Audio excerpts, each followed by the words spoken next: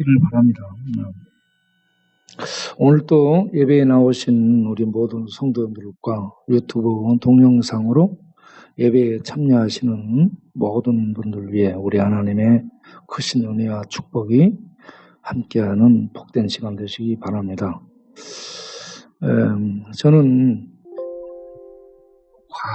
과학은 실질적인 자료를 바탕으로 해서 인간에게 믿음을 주고 신뢰를 주는 데 도움을 주는 학문이 과학이라고 생각하고, 철학은 어떤 인생이 뭘까, 신이 뭘까, 영혼은 뭘까 하는 명제를 다루면서 그걸 볼 수 없기 때문에 사색의 사유를 통해 그 진리를 추구하는 이러한 과정을 철학이라고 얘기를 하고, 문학은 어떤 전쟁이라든지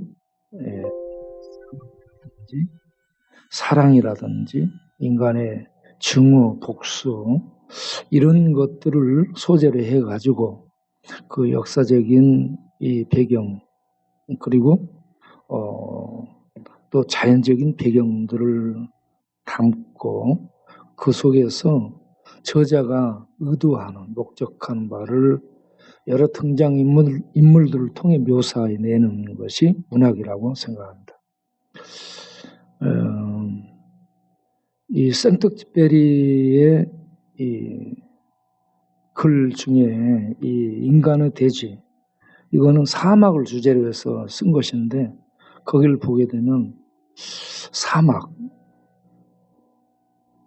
이 사막은 벌거벗은 거예요. 사막에 가면 사람이 벌거벗습니다. 벌거벗은 모습으로 있기 때문에 그렇습니다.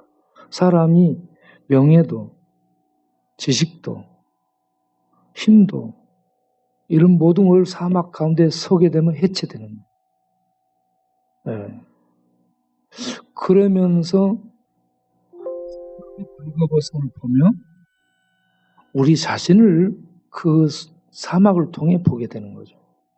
그래서 우리가 사막을 가서 보게 되면 인간 자신의 세계, 자신의 내면 세계를 볼 수 있게 해주는 것이 사막이다라고 얘기합니다. 인간 내면에 있는 것이 뭔가? 텅 빈 인간, 사막이 텅 비어 있어요. 가서 보면 텅 빈 사막을 보게 되는데, 그 사막을 통해 자기를 보게 되면 자기 내면이 텅 비었다, 이걸 보게 되는 거예요. 그래서 공허하죠. 사막은 공허하고 쓸쓸한, 거기서 생명의 어떤 본모습, 인간 내면의 본모습을 보게 해주는 그런 어떤 빛이 되는 거죠. 그리고 텅 빈 인간 속에 깊이 자리하고 있는 어떤 고독과 그 고독 속에서 사막에 흐르는 어떤 마르지 않는 샘물을 찾는 이 인간의 갈망, 잡은 것 같은데 잡지 못하고 잡히지 않는 어떤 그리움들에 대한 목마름, 이것들이 이 안개처럼 이렇게 떠올랐다가 사라지는, 그러면서 물을 만약에 마시지 못하면 죽음으로 직진하는, 죽음과 맞닿아 있는 이런 많은 것들을 보게 해주는 것이 사막이다. 인간의 내면을 보게 해주는 것이 사막이다라고 얘기해요. 그래서 사람이 삶이 힘들고 어려울 때 사막에 갈 필요가 있습니다. 사막에 가면 수도원이 있죠. 왜 수도원으로 사람들이 들어가겠습니까? 그런 수도원까지 못 가니까 요즘 TV에 많이 나오는 자연인이 나오는 거예요. 자연인이 남자들이 제일 많이 보는 TV 프로 중에 하나라고 합니다. 남자들이 제일 동경하는 게 뭐예요? 자연인이에요, 자연인. 자연인이 차마 못되고 있는 사람들이 노숙자, 자연인. 자유인들이죠. 가까이서 우리가 볼 수 있습니다.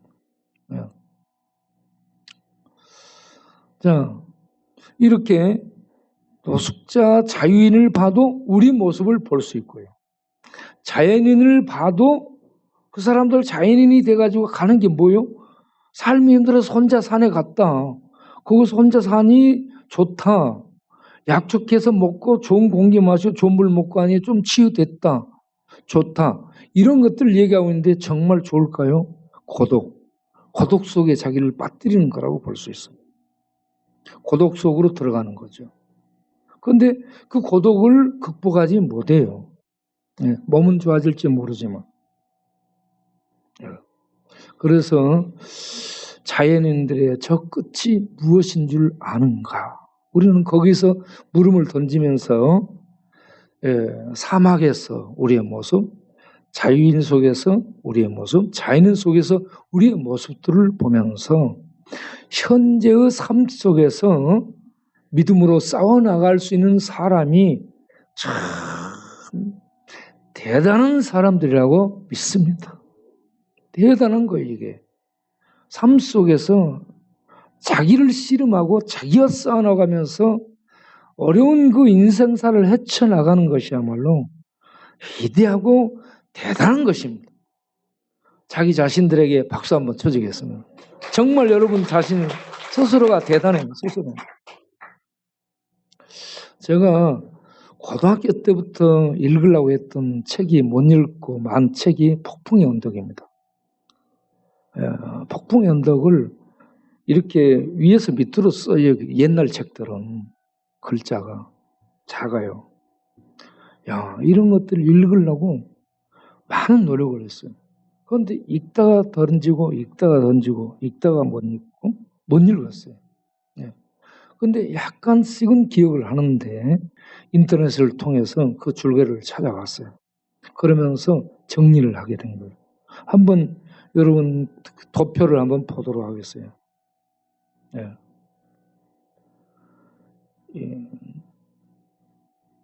확대를 해가지고 키워줘 보세요. 안 보이는데. 여러분 보이세요? 거기에 작가가 에밀리 브론테입니다. 저는 책을 읽으면 작가가 누군가, 어떤 사람인가 이걸 봐요. 에밀리 브론테는 목사 딸입니다. 인간의 돼지하고 어린 왕자를 쓴 생텍쥐페리는 예수에 들어가서 어린 시절에 공부를 했던 친구죠. 그러니까 이 글 쓰는 사람들이요, 인문문학, 고전문학, 성경, 이런 모든 것들, 문학, 이런 것들과 다 연결이 많이 돼 있어요. 그걸 많이 섭렵을 했습니다. 그래서 사상의 세계들이요, 생각의 세계가 넓어지고 깊어지고 생각할 수 없는 단어들을 이렇게 창작을 해내요. 그래서 에밀리 브론테인데 30살에 죽습니다. 집을 떠나본 적이 기숙학교, 그리고 교사 생활을 좀 하고 그 다음에는 이 아버지 목사관을 떠나지 않은 그런 사람인데, 그때 당시 폐결핵들이 많아가지고요 30살에 폐결핵으로 죽습니다.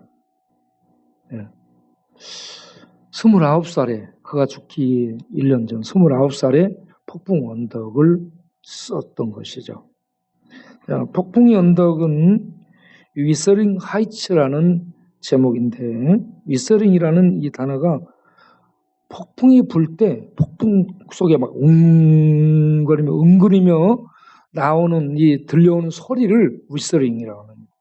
위서링, 하이츠는 집을 얘기하고 바람 부는 언덕 위에 있는 집이라는 얘기예요. 이 폭풍이 얼마나 영국 요큐스를 배경으로 하는데 산 쪽에서 거센 바람이 불기 때문에 풀들이 전부 한쪽으로, 나무들이 전부 한쪽으로 막 이렇게 향해 있는 그런 폭풍이 부는 언덕입니다. 그곳을 중심으로 해서 언쇼 집안과 린튼 집안 두 집 사이에서 일어난 일이고 1세대가 언쇼와 린튼이고 그 2세대가 힌들리, 캐서린, 에드가, 이사벨라 등이 2세고 3세가 헤어튼, 캐서린, 디렌튼 이러한 사람들이 3세대의 얘기를 그 집에 있던 하인이 얘기를 하는 그런 형태로 얘기가 진행이 되죠.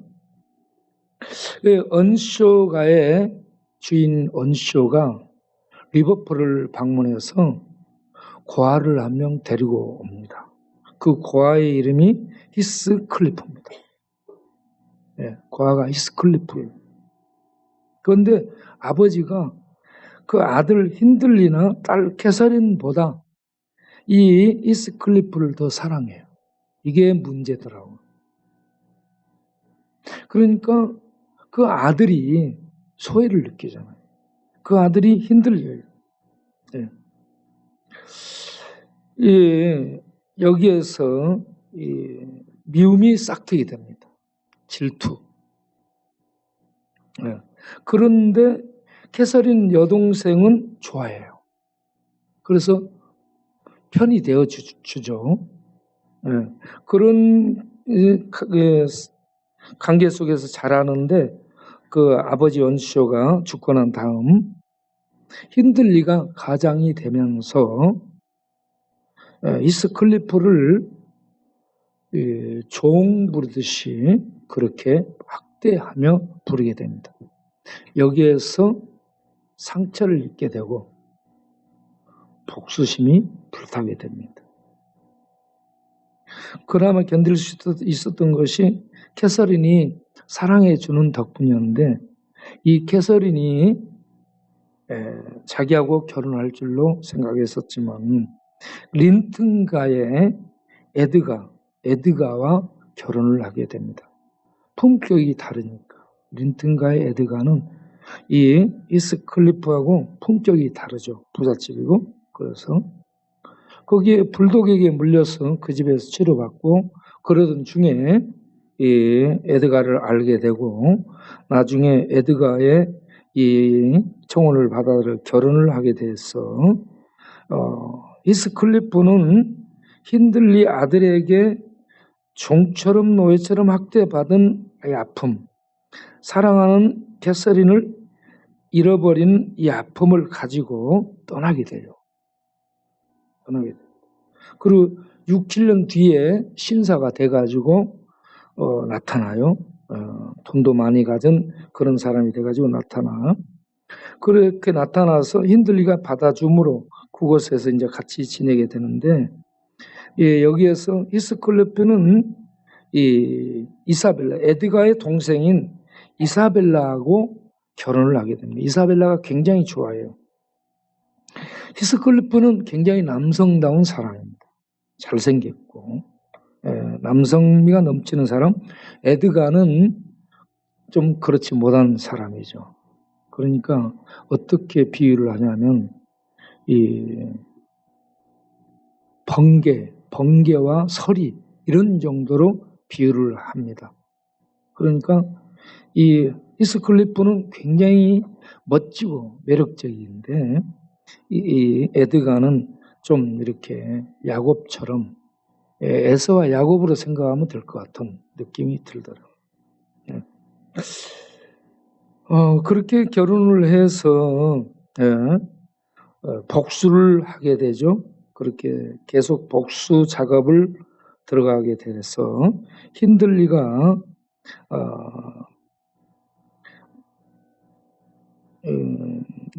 알코올, 도박, 마약에 빠지게 되고 도박에 빠지고 알코올 중독자가 돼서 죽게 됩니다.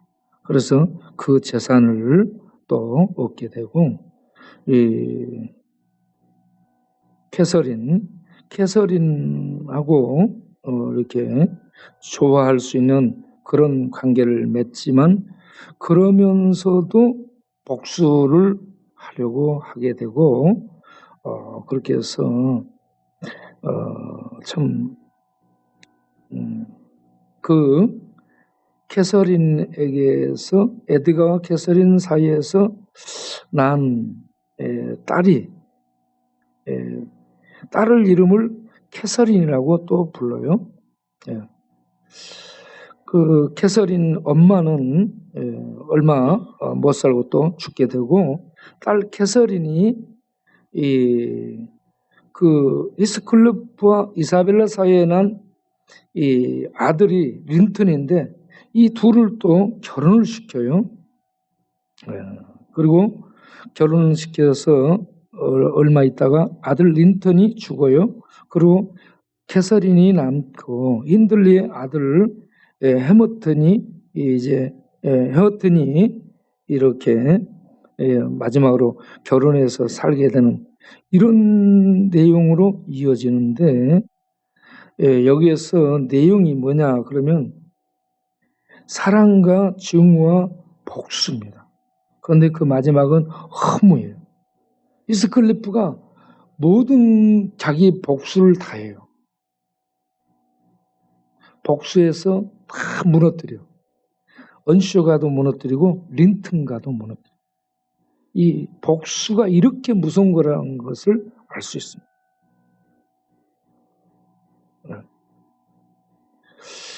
복수로 증오심에 활활 타올라 복수를 하고 다 무너뜨리는데, 그런데 그 끝이 너무 허무합니다. 자, 그래서 사랑과 증오와 복수, 허무를 내용으로 담고 있더라. 그럼 여기에서 저는 영적인 의미를 잠깐 이렇게 생각해 봤는데, 이게 뭘까? 예? 인간 내면의 그 잔인한 증오심, 복수심, 이걸 그린 거예요. 이걸. 거기에 물론 천국도 나오고 사랑도 나오고 영혼도 나오고 이런 얘기들이 나오죠, 다. 그런데 인간 내면의 이 잔인한 증오심과 복수심, 이게 사람들을 파멸로 몰고 간다. 이걸 그리고 있더라고요. 이게 폭풍의 언덕에서 계속되는 인간의 모습들이라 볼 수 있습니다. 그러면 어떻게 이렇게 폭풍이 부는 언덕 같은 마음으로 우리 인간이 살게 되는가 하면, 사랑을 받지 못해서. 히스클리프가 그 사랑을 잃어버렸잖아요. 부모 사랑, 고아죠. 데려와서 그 아버지 언쇼, 양아버지의 사랑을 받지만 형제, 비원, 그리고 아버지가 죽은 다음에 힌들리의 학대, 그리고 자기가 사랑했던 캐서린 사랑을 잃어버린, 이런 모든 것들이 복수심으로 불타게 됐다는 겁니다. 우리 동네 용길이라는 형제도 그런 복수심으로 불탔습니다. 어머니가 자기를 버려버렸죠. 자기 형제들을 버렸습니다. 그래서 우리가 전도를 했죠. 하나님은 사랑이라고 얘기하면 고래고래 소리를 지릅니다. 사랑이라는 말을 말하지 말아요. 하나님이 사랑한 우리 엄마가 우리를 사랑해야지, 우리를 사랑하지 않고 내버려두고 가버리는 그게 하나님 사랑이 어디냐 이거예요. 부모 사랑을 통해 하나님 사랑을 연결시켜서 만나는 것이 인간이죠. 그래서 그 사랑을 받아들이지를 못하더라고요. 그러면 사랑을 받아들이지 못하는, 그러면 그가 어떻게 사냐? 자기 학대. 그래서 술 계속 마셔가지고 배 이렇게 불러오고 단단히 강경화증으로 다리 밑에 나와서 복수찬 상태로 배가 불러가지고 강경화로 다리 밑에서 살다가 죽었습니다. 예. 사랑을 잃어버리게 되면 복수, 증오심으로 가득 찬 다른 사람 파괴, 자기 파괴, 이렇게 인생이 된다 하는 것을 생각을 해봤습니다. 그러면 이 성경에 나온 하나님이 가나안의 7 족속을 멸하라라고 하는데, 하나님은 복수의 화신인가, 증오로 가득 찬 분인가? 어떻게 가나안의 7 족속을 그것도 진멸하라라고 말합니다. 그럴 수 있는가? 사람들에게 얘기하면, 전도하게 되면 구약을 읽은 사람들은 하나님이 어떻게 그렇게 잔인하냐 이거예요. 어떻게 잔인한, 그런 잔인한 하나님, 무슨 사랑의 하나님이라고? 어떻게 말하고 어떻게 믿으라는 거냐? 교도소에서 성경 읽은 사람들, 교도소에서 성경 읽으면, 구약을 읽으면 잔인하거든요. 무섭습니다. 사랑 하나님이 진멸, 이것과 매치가 안 되는 거죠. 그래서 이 폭풍의 언덕을 통해서 인간의 내면의 이 잔인한 타락함이 증오, 미움, 복수 이런 것들로 표출되고, 이것이 표출되는 세계는 폭풍이 부는 언덕처럼 계속 바람이 거칠게 불고 이 언쇼가가 망하고 린튼가가 망하는 것처럼 망하게 되는 겁니다. 다 망해요. 네. 그런데 하나님이 이렇게 복수와 증오로 가득 차서 가나안의 7 족속을 멸한다. 그런 멸한 그 하나님은 마지막에 이스클리프처럼 망하나? 아니라는 얘기죠. 자, 그래서 오늘 읽은 7장에서 3가지 주제를 잠깐 살펴보면, 첫째, 우리가 주목할 단어가 6절에 나오는 성민이라는 단어입니다. 성민과 자기 기업의 백성. 자, 내가 보낸 걸 보였었어요. 첫 번째로 봐야 될 게 성민, 하나님의 백성, 거룩한 백성을 성민이라는데, 자기 기업의 백성이라고 되어 있는데, 이것이 이브리어로 로레암 시에길라. 로는 누구누구에게, 백성, 레암은 백성, 시에길라는 보배, 재산, 기업이라는 의미입니다. 하나님에게 이스라엘은 보배로운 백성이라 이 말이죠. 시에길라는 재산이 되는 백성, 기업이 되는 백성이라는 얘기입니다. 시에길라라는 의미는 주인이 가장 보배롭게 여겨서 자물통 장아놓고 자기만 보고 아무에게 보여주지 않은 비밀 속에 숨겨두고 기뻐하는 보물 트레저, 스페셜 트레저가 시에길라입니다. 하나님의 백성이 이런 특별한 백성입니다. 그러면 어떻게 해서 그들을 그렇게 하나님의 백성으로 삼았는가?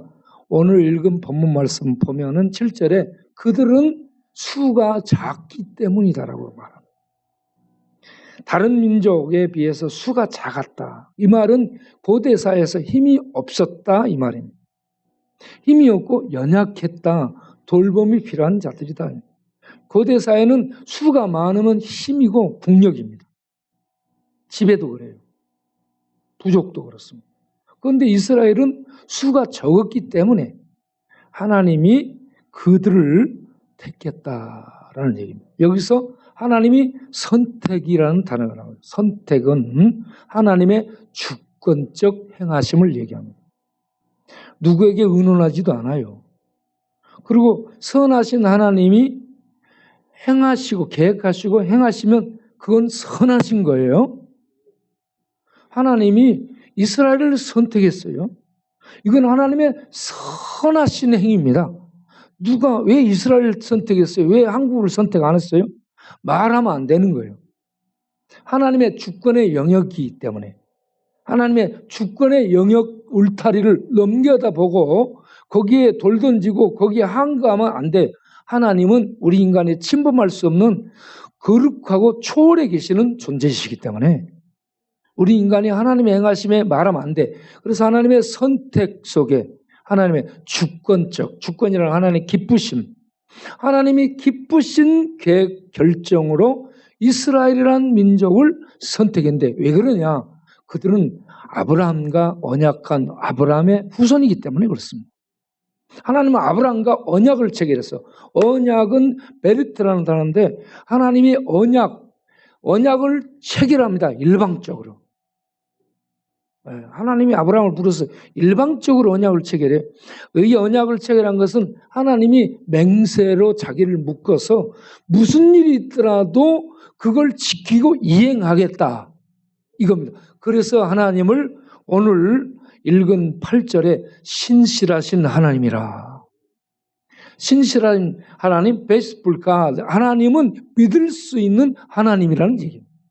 믿을 수 있는, 믿음이 가는, 신실하신 하나님이에요. 하나님은 신실하셔.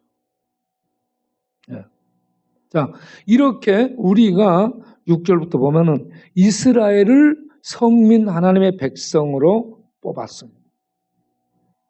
그것은 하나님의 주권적 선택이에요. 그들이 숫자가 많아서 이용 가치가 있어서 필요해서 쓸만해서가 아니에요. 연약해서 하나님의 불쌍히 여기심 속에 선택한 거예요. 그래서 하나님의 불쌍히 여긴 사랑 속에는 자비, 긍휼이 들어있는 겁니다. 그래서 하나님은 죄인들에게 자비와 긍휼을 베푸시는 하나님. 이스라엘을 그렇게 선택했어요. 아브라함은 믿음의 조상이죠. 아브라함을 믿음의 조상이라는데 믿음이 제일 좋아서 앞에 첫 번째 내놓은 사람이 아니고 믿음의 조상이라는 얘기는 그가 믿음으로 구원받은 처음 사람, 대표로 세운 사람이라는 얘기예요. 아브라함도 믿음이 형편없이 부족합니다. 갈대 우리에서 우상 숭배하고 있었던 사람이었고, 그런 사람을 하나님이 불러서 믿음으로 구원 의롭다함을 받도록 하고 그의 믿음을 키워갑니다. 그래서 나중에는 아들 이삭까지 바칠 수 있도록 믿음이 장성하게 되죠. 이렇게 하나님은 선택하고 언약을 맺고 그리고 백성 삼아서 믿음을 주고 믿음을 키워서 하나님의 아들의 장성한 분량의 수준이 높아지도록 자라도록 인도해 가시죠. 놓지 않고 인도해 가십니다.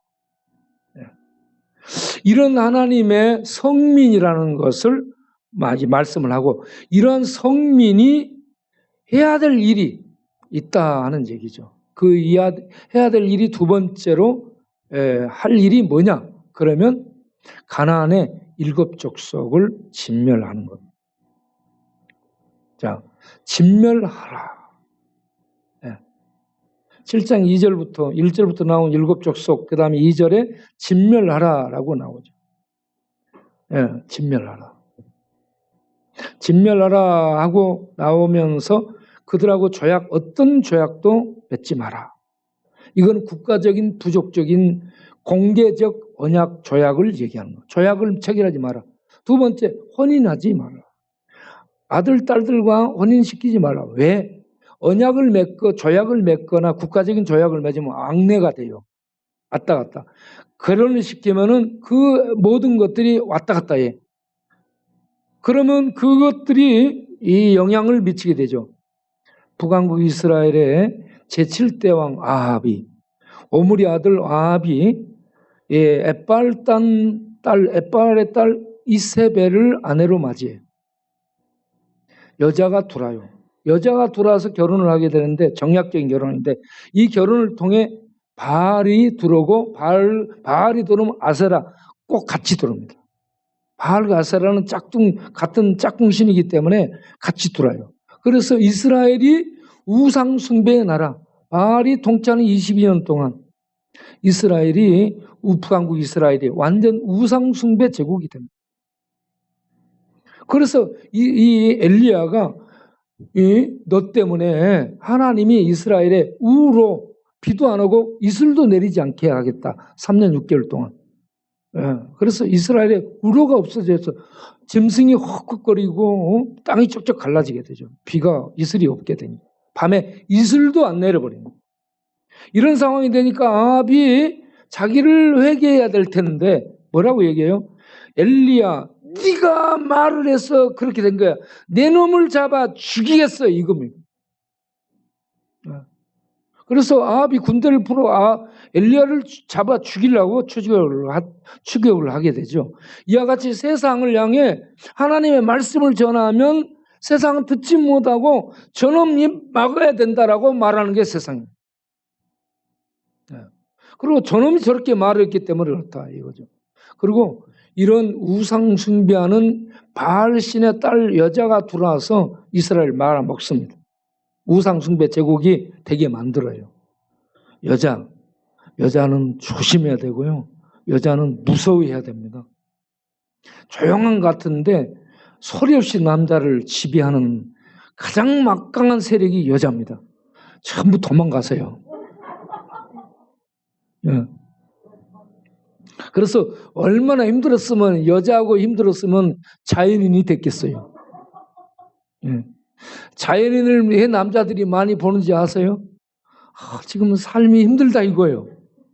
예. 그러니까 이 여자가 어떤 성향의 사람이 남자보다 여자가 더 무섭습니다. 예. 요즘은 여자를 조심해야 돼요.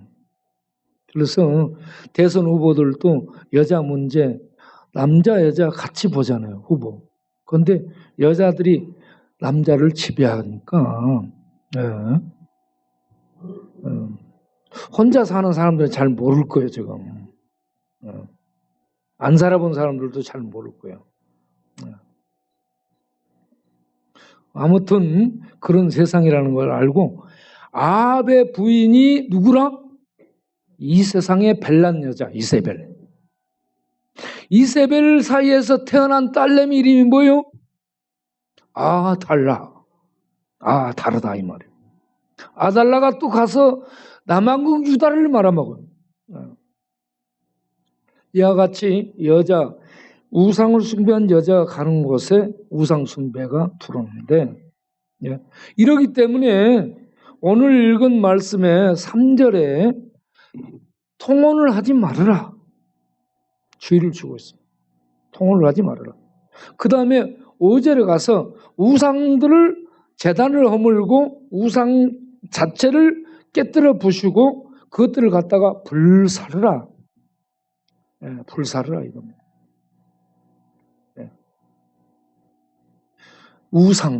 우상들을 이렇게 진멸하라, 우상들을 불태우라 하면서 가나안 7족속 족속을 똑같이 다루고 있습니다. 우상을 찍어 없애고 불태우는 것처럼. 자, 그래서 제가 보낸 두 번째 항목을 보겠어요. 우상들. 왜 그걸 다 버리라, 진멸하라 했는가? 가증한 것이기 때문에 그렇습니다. 가증하다라는 단어는 토해반데, 이것은 미운 물건, 혐오스러운 것을 의미합니다. 넘겨가지고, 미운 물건, 혐오스러운 것은 가증하다 이 단어 토해바하고 우상하고 동의어입니다. 토해바, 가증함 이것하고 우상하고 동의어. 이교신도 동의어입니다. 이교신을 지칭하는 단어죠. 우상, 이교신, 이방신. 그래서 이 가나안 7족속을 진멸하라 했는가? 진멸하라는 것은 그들이 우상 또는 이방신과 같이 가증한 것이 된 겁니다. 하나님 앞에. 그래서 3장, 신명기 3장 2절, 3장 6절을 보게 되면 진멸하는 것에 대한 얘기가 나오는데, 이 헷스본 왕 시온과 바산왕 옥에게 행한 것처럼 진멸하라 했는데, 그것이 뭐냐 그러면 성읍이 점령하고 그 성읍 안에 들어가서 남녀나 노인이나 유아 할 것 없이 전부 학살해 죽이는 겁니다. 유아도 전부 죽이는 거예요. 전쟁이 일어나면요, 노인과 여자와 유아는 살려줍니다. 전쟁도. 그런데 여기에서 하나님은 뭐라고 얘기하냐면, 이 진멸이라는 단어가 모든 것, 남녀, 노인, 어린아이 이르기까지 완전히 죽이는 겁니다. 왜 이런 걸 보면 너무 잔인해 보이죠. 그런데 왜 그렇게 죽이라 했을까? 그들은 우상화된 거예요. 우상하고 같은 존재가 된 거예요. 우상하고 같은 존재가 됐기 때문에 하나님 앞에 가증하게 여겨지는 거예요. 그러면 맨 마지막에 이 세상 이 끝날에 하나님의 심판 때는 어떻게 하나님이 저주하고 진노하시고 심판하시는가? 가나안 7족속을 심판했던 하나님, 불로 태워서 진멸시키고 심판했던 하나님이 마지막 이 세상 끝에 마귀, 짐승, 거짓 선지자를 불못은 지옥을 표현하는 성경 용어죠. 불못에 던져놓는다. 그 다음에 20장 14절을 보면 인간 세계를 지배하는 세력이 사망과 음부입니다. 사망은 죽음을 의미하고 음부는 죽음 이후의 세계를 의미해요. 이런 사망과 음부의 세계에도 다 불못에 던져져서 죽음이 없어져요. 우리 주님이 오시면. 마귀가 없어집니다. 죽음이 없어집니다. 그리고 마귀를 숭배하고 귀신을 따라서 살아간 우상화된 사람들, 그 사람들 곧 생명책에 기록되지 못한 사람들이 계시록 20장 15절에 생명책에 기록되지 못한 자들이 다 불못 지옥에 던져졌는 하나님의 진노와 저주 아래 진멸되는 그런 하나님의 행하심이 가나안 7족속에 한 것처럼 세상 끝날에 있게 된다. 그래서 우리가 예수님 믿는 것이 너무너무 중요합니다. 자기를 보호해야 돼. 자기를 구원시켜야 돼.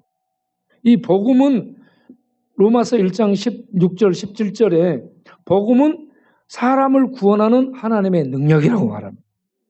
과학이 아니고 문학도 아니고 철학도 아니에요. 복음이 사람을 구원하는 하나님의 능력이라. 그런데 이 복음은 동시에 세상을 찌르는 검도 됩니다. 마태복음 10장 34절에 하나님이 우리 교회에 복음을 맡겼는데 이 복음은 양면성이 있죠.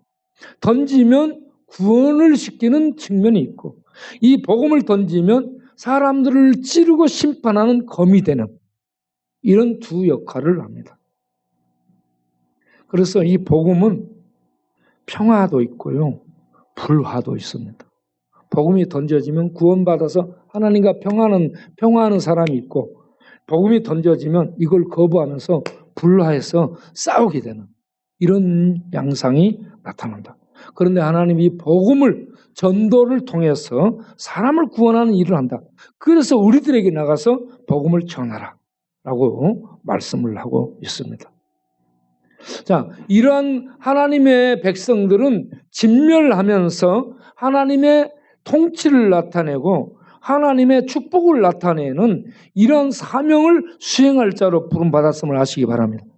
그래서 베드로전서 2장 9절에 너희는 택하신 족속이요 왕같은 제사장들이요 거룩한 나라요 그의 소유된 백성이니. 이게 그렇게 부른 목적은 왕같은 제사장은 하나님을 섬기는 자요. 왕같다는 것은 하나님의 통치를 나타내는 하나님의 통치에 참여한다는 얘기예요. 이 땅에서 하나님의 통치에 참여하는 자들이 하나님의 백성들입니다. 복음을 통해서 복음을 증거하는 삶을 통해서 하나님의 통치를 나타내는 거예요. 이 하나님의 통치를 나타내는 이것이 하나님의 덕을 세상에 선전한다. 나타낸다. 하나님의 덕이 뭐냐?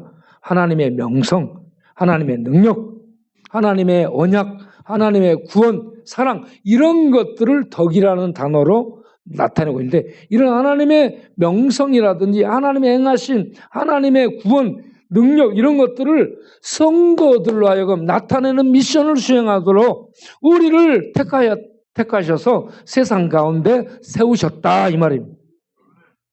그래서 우리는 하나님의 덕을 영광을 그 이름을 선포하기 위해서 세상 가운데서 살아내는 부단한 싸움을 싸워야지 우리가 자연인으로 들어가거나 힘들다고 도피하면 안 됩니다. 힘들다고 현실 도피하지 마시고 주를 믿는 믿음으로 기도해서 힘 달라고 해서 이 앞으로 계속 전진할 수 있는 믿음의 사람들이 될 수 있기를 바랍니다. 이러한 성도에게 주는 하나님의 약속의 복이 예, 오늘 읽은 그 뒷부분에 나와 있습니다. 12절 이하를 보게 되면 하나님이 믿음으로 그렇게 살아가는 성도에게 주시는 복, 하나님은 언약을 지켜주신다라고 얘기합니다. 언약을 지켜서 사랑을 베푸시래. 인애를 베푸신다. 사랑을 베푸신다. 말할 수 없는 사랑을 베푸십니다. 하나님은. 어떤 사랑이냐 하면 이 복을 주사 번성케 한다. 자녀들이 번성케 된다. 자녀들이 번성하게 된다는 것은 잘 된다 하는 얘기입니다. 토지의 소산이 번성한다. 토지의 소산은 밀, 보리, 곡식, 그 다음에 포도, 그리고 기름, 이 세 가지로 얘기합니다. 이거 땅에서 나는 소출이에요. 땅에서 나는 소출이 풍성하게, 비가 내리고 이슬이 내려서 풍성하게 해준다. 그 다음에 세 번째가 가축입니다. 가축은 사업을 얘기해요. 이런저런 사업이 번성하고 형통하게 해준다. 그리고 네 번째가 건강에 대한 보호를 약속해 주고 있습니다. 아브라함이 어디를 가든지 보호해준다 했거든요.